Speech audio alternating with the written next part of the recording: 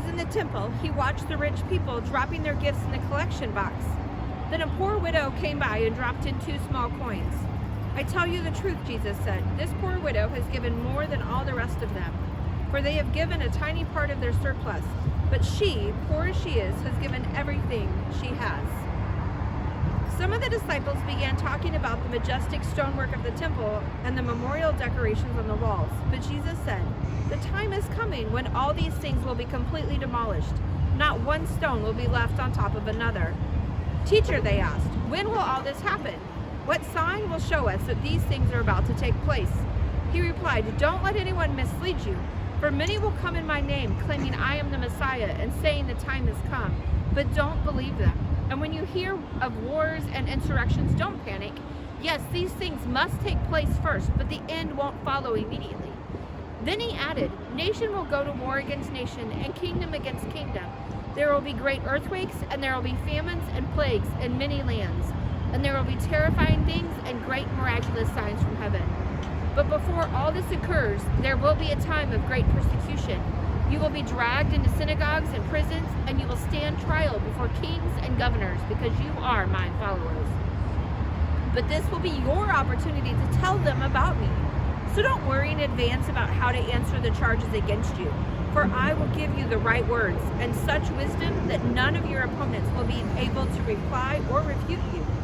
Even those closest to you, your parents, brothers, relatives, and friends will betray you.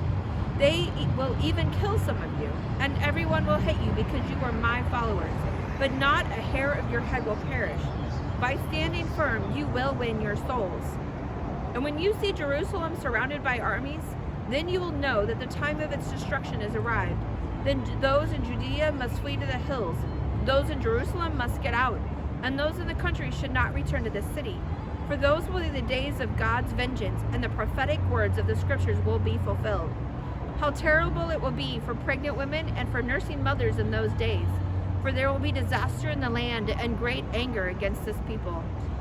They will all be killed by the sword or sent away as captives to all the nations of the world. And Jerusalem will be trampled down by the Gentiles until the period of the Gentiles comes to an end. And there will be strange signs in the sun, moon, and stars.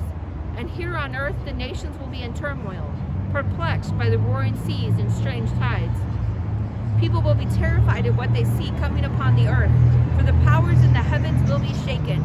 Then everyone will see the Son of Man coming on a cloud with power and great glory. So when all these things begin to happen, stand and look up, for your salvation is near. Then he gave them this illustration. Notice the fig tree or any other tree. When the leaves come out, you know without being told that summer is near. In the same way, when you see all these things taking place, you know that the kingdom of God is near. I tell you the truth, this generation will not pass from the scene until all these things have taken place. Heaven and earth will disappear, but my words will never disappear. Watch out! Don't let your hearts be dulled by carousing and drunkenness, and by the worries of this life. Don't let that day catch you unaware, like a trap, for that day will come upon everyone living on the earth. Keep alert at all times, and pray that you might be strong enough to escape these coming horrors and stand before the Son of Man. Every day Jesus went to the temple to teach, and each evening he returned to spend the night on the Mount of Olives.